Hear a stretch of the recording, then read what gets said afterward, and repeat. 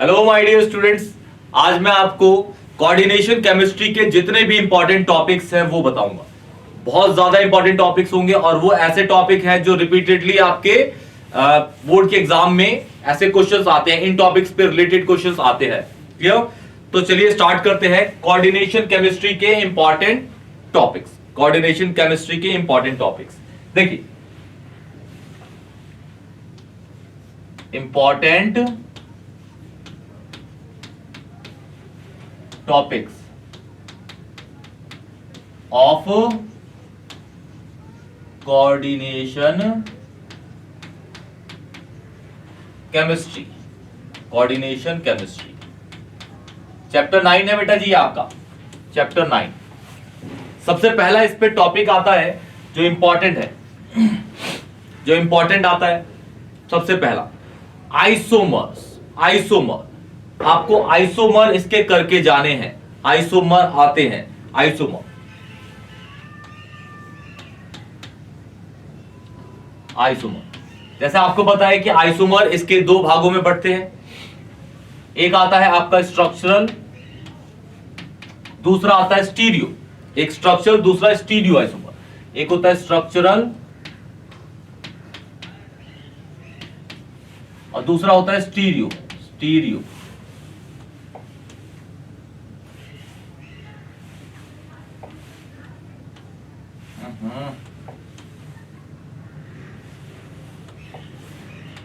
Stereo isomer, stereo isomers की, stereo isomer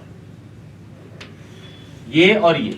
जो आपका स्ट्रक्चरल आइसोमर है वो चार भागों में बढ़ता है, पहला, दूसरा, तीसरा, चौथा। पहला होता है आपका linkage isomer, linkage isomer.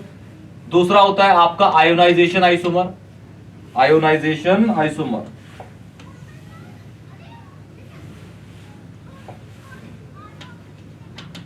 Ionization isomer.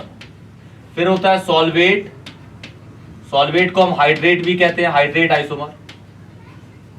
इसके बाद लास्ट होता है आपका coordination isomer. Coordination, coordination isomer पूछे जाते हैं भाई, कोऑर्डिनेशन आइसोमर। ये चार टॉपिक है इसके पहले। क्लियर? फिर दूसरे वाले में है आपके ये स्टीरियो आइसोमर। दो भागों में बढ़ते हैं आपके स्टीरियो भी। एक होता है आपका geometrical isomer, geometrical isomer, geometrical isomers. दूसरा लास्ट है आपका ऑप्टिकल आइसोमर। इसके अंदर आपका सिस और ट्रांस आता है, cis and trans, cis and trans isomer. इसमें आता है फेशियल मेरिडियनल। ठीक है? तो इस पे क्वेश्चन आते हैं आइसोमर पे। ये वाला आ सकता है, ये कुछ भी आ सकते हैं इनमें से। इंपॉर्टेंट है, आइसोमर आते हैं, इंपॉर्टेंट। क्लियर? उसके बाद आपका जो सेकंड है, सेकंड पार्ट है आपका, सेकंड पार्ट आता है आपका valence bond theory. Valence bond theory पे क्वेश्चंस आते हैं। Valence bond theory, VBT, valence bond theory, valence bond theory पे क्वेश्चन आते हैं। Valence bond theory, VBT, VBT पे आता है, इंपॉर्टेंट है। इस पे ऐसे आएंगे क्वेश्चन कि बेसिकली ये सात चीजों को बहुत अच्छे से डिफाइन कर देता है। कुछ कुछ खामियां हैं, लिमिटेशंस होती है वीबीटी की, बैलेंस बॉन्ड थ्योरी की, लेकिन ये फिर भी बहुत अच्छे तरीके से थोड़ा बहुत बता देता है। जैसे दो कंपाउंड देगा कि कंपाउंड ए कोऑर्डिनेशन है, दूसरा ये बी। ठीक है? ये वाला कोऑर्डिनेशन कंपाउंड पैरामैग्नेटिक है, ये वाला डायमैग्नेटिक है, रीजन बताओ। तो इस पे क्वेश्चन आते हैं। फिर ऐसे ही ए कंपाउंड, बी कंपाउंड, ये कलर्ड है, ये अनकलर्ड है, क्यों बताओ। ये वाला कंपाउंड ए जो है ये आपका आउटर ऑर्बिटल कॉम्प्लेक्स है, दूसरा वाला इनर ऑर्बिटल कॉम्प्लेक्स है, रीजन बिहाइंड इट आपको बताना पड़ेगा। पहला वाला कंपाउंड हाई स्पिन शो कर रहा है, दूसरा वाला लो स्पिन शो कर रहा है, क्यों भाई, ऐसा बताना है। फिर दो कंपाउंड देगा, ये वाला कंपाउंड टेट्रा है, ये वाला स्क्वायर प्लेनर है, रीजन बिहाइंड इट आपको बताना है। या फिर ऐसे क्वेश्चन आएंगे कि भाई एक कंपाउंड दे देगा, इस कंपाउंड का आप बताओ नेचर बताओ। कलर पूछ लेगा, कलर्ड होगा, अनकलर्ड होगा, मैग्नेटिक बिहेवियर, पैरा है और डाया है, आपको बताना पड़ेगा। साथ में ये पूछ लेगा इसका मैग्नेटिक मोमेंट क्या होगा। तो इस तरीके से वीबीटी में क्वेश्चन आते हैं। दो कंपाउंड दे और एनसीईआरटी में ऐसे क्वेश्चन भरे हुए हैं, एनसीईआरटी में ऐसे क्वेश्चंस भरे हुए हैं। अगर आप इंटेक्स को खोल के देखेंगे तो 9.5 से 9.10 तक इसके क्वेश्चंस भरे हुए हैं, 9.5 से 9.10 तक। क्लियर? तो valence bond theory important part है इसका, valence bond theory. Third, crystal field theory.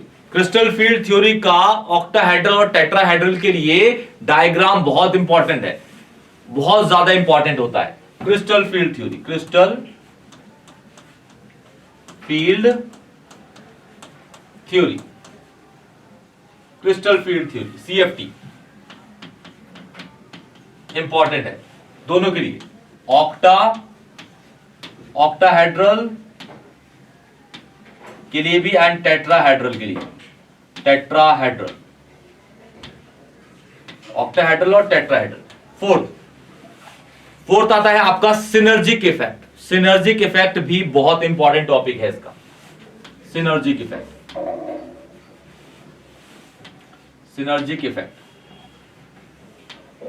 ये बेसिकली मेटल कार्बोनाइल वाले बॉन्ड में होता है।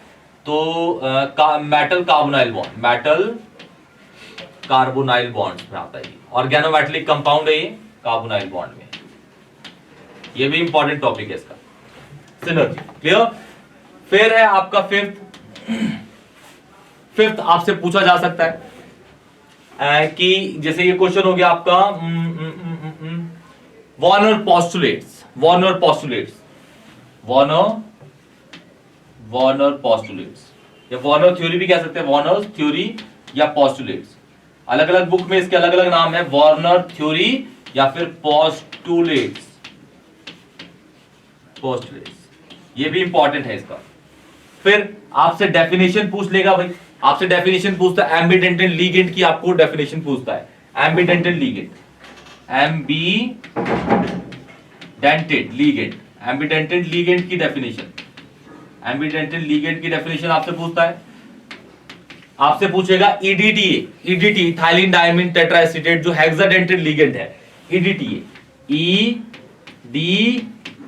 EDTA 4 नेगेटिव, इसका स्ट्रक्चर पूछता है। EDTA ये हेक्साडेंटेड लीगेंड होता है basically, hexadentate ligand, hexadentate ligand की कैटेगरी में आता है, हेक्साडेंटेड लीगेंड की कैटेगरी में आता है। हेक्साडेंटेड लीगेंड आपको पता है हेक्साडेंटेड लीगेंड्स क्या होते हैं? जो 6 साइड से अटैक करते हैं, 6 साइड से अटैक करने की टेंडेंसी रखते हैं, उसे हेक्साडेंटेड लीगेंड कहते हैं।